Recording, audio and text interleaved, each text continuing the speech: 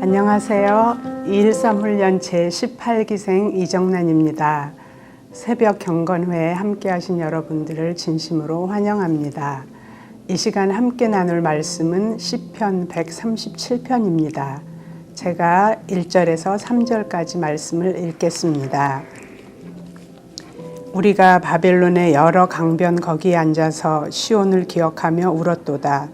그 중에 버드나무에 우리가 우리의 수금을 걸었나니 이는 우리를 사로잡은 자가 거기서 우리에게 노래를 청하며 우리를 황폐하게 한 자가 기쁨을 청하고 자기들을 위하여 시온의 노래 중 하나를 노래하라 함이로다. 아멘. 시편 120편에서 136편까지 성전에 올라가는 노래로 대부분 감사의 찬양으로 이어지다가 애가의 형식으로 쓰여진 137편을 만납니다. 이스라엘이 바벨론 포로 생활을 마치고 고향으로 돌아온 이후인지 아니면 포로 생활 도중에 고향에 돌아올 기회가 잠시 주어졌을 때인지 정확히 알 수는 없으나 포로 생활을 하던 때를 회상하며 불렀던 슬픈 노래로 예루살렘 곧 하나님의 성전이 있는 곳을 그리워하며 자신의 고통과 슬픔과 형편을 탄식하는 시입니다. 이스라엘은 특별히 선택받은 민족으로 하나님의 각별한 사랑을 받은 민족이었음에도 불구하고 그들이 하나님을 멀리하고 온갖 이방 사람들의 영향을 받아 우상 숭배와 여러 가지 모양으로 타락하며 하나님을 멀리하게 됩니다. 수많은 선지자들을 통하여 경고와 권면으로 끊임없이 하나님께로 돌아오라고 말씀하셨지만 그들은 여전히 온갖 우상 숭배와 하나님을 멀리 떠난 불순종으로 인해 결국 하나님의 진노하심으로 언약의 땅 예루살렘 즉 유다에서 쫓겨나 바벨론에게 함락당하고 포로로 끌려가게 됩니다. 본토에서 약 1500km나 멀리 떨어진 바벨론으로 끌려가 70년이란 긴 세월을 포로 생활하게 됐을 때 얼마나 고통스러운 세월을 보냈을지 일제치하에서 36년을 살아본 역사가 있는 한국 사람은 어느 정도 짐작을 해볼 수가 있습니다. 바벨론은 요한계시록 17장과 18장에서 우상숭배와 배교의 상징 또는 큰 음녀, 각종 더러운 것이 모이는 곳으로 사단의 세력으로 묘사하고 있습니다. 하나님을 모르는 세속, 즉 죄를 상징합니다.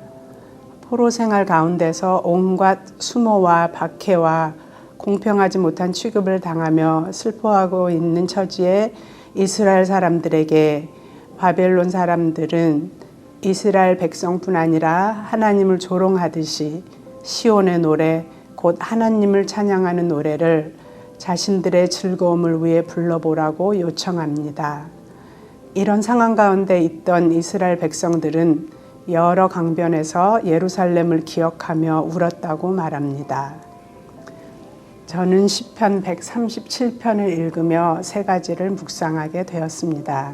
첫 번째로 자유롭게 예배드릴 수 있을 때 감사함으로 최선을 다해 온전한 예배를 드려야겠다입니다. 이스라엘 백성들은 바벨론에서 포로 생활을 하며 예루살렘에서 마음껏 자유롭게 예배하고 찬양할 수 있었던 때가 얼마나 감사하고 행복했었는지를 기억하였을 것입니다. 아직까지 우리는 자유롭게 예배드릴 수 있는 성전이 있음이 너무나 감사합니다. 시편 84편 10절에 보면 주의 궁정에서 한 날이 다른 곳에서의 첫날보다 나은즉 악인의 장막에 사는 것보다 내 하나님의 성전 문지기로 있는 것이 좋사오니 라고 말합니다. 자유롭게 예배드릴 수 있는 이 환경과 여건을 결코 당연시 가볍게 여기지 말고 늘 성전을 사모하며 또한 참된 예배자의 모습으로 살아야겠다는 다짐을 다시 한번 해보게 됩니다. 두 번째로는 죄와 타협하지 않는 것입니다. 3절 말씀에 우리를 사로잡은 자가 거기서 우리에게 노래를 청하며 우리를 황폐하게 한 자가 기쁨을 청하고 자기들을 위하여 시온의 노래 중 하나를 노래하라 함이로다. 이스라엘 백성들은 비록 포로의 몸이지만 결코 하나님을 찬양하는 노래를 바벨론 사람들의 즐거움을 위해서는 부를 수 없었기에 수금을 버드나무 가지에 걸어놓고 다짐을 합니다. 6절 말씀에 보면 비록 포로 생활을 하며 살지만 하나님의 성전 곧 예루살렘을 기억하지 아니하거나 다른 것을 더 즐거워하게 되면 내 혀가 내 입천장에 붙을지로다. 죄의 위협 아래 결코 타협하지 않겠다는 의지를 나타냅니다. 아마도 저들이 시온의 노래를 부르라는 요청에 거부했을 때 불이익을 당했거나 학대를 받았거나 저들의 노역이 더 심해졌을 수도 있습니다. 어쩌면 더욱 조롱하며 비웃었을지도 모르겠습니다. 과연 우리는 어떤 죄와 대항하여 싸워야 하는 순간이 온다면 어떻게 반응해야 할까요?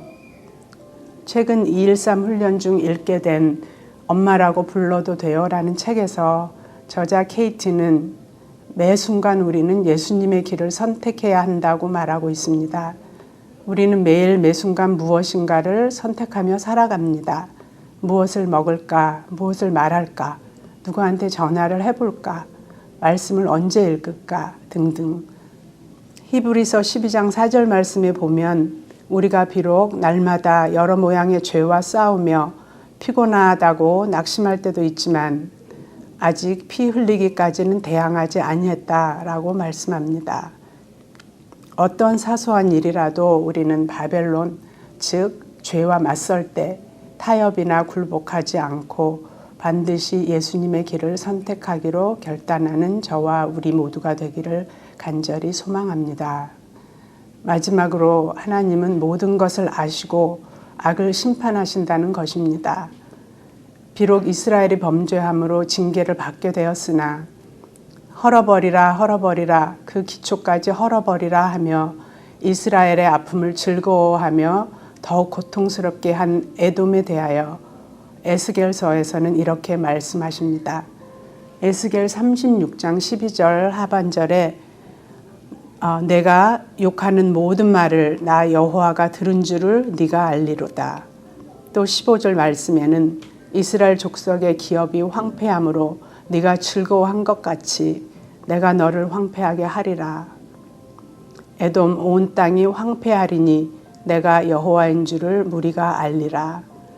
하나님께서는 타인의 아픔에 그 어떤 이유로든 즐거워하는 것을 기뻐하시지 않으시며 책망하신다는 것을 다시 한번 깨닫게 하십니다. 오늘 저희에게 주신 말씀처럼 예배자로 불러주심을 찬양하며 죄와 타협하지 않으며 타인의 아픔을 함께 아파하는 항상 예수님이 기뻐하시는 길을 선택하는 저와 우리 모두의 삶이 되기를 간절히 바라며 함께 기도하시겠습니다. 사랑과 긍휼이 한이 없으신 아버지, 저희에게는 자유롭게 예배할 수 있는 성전이 있는 지금 이 순간에도 우크라이나를 비롯한 북한 등 박해 아래 있는 수많은 나라들이 성전에서 마음껏 자유롭게 예배드리기를 얼마나 사모하고 있는지 주님이 아십니다.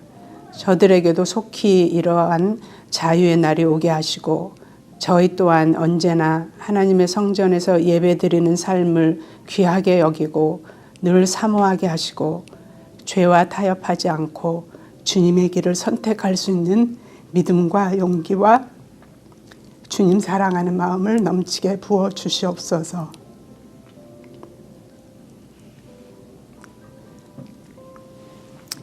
예수님의 이름으로 간절히 기도드립니다. 아멘.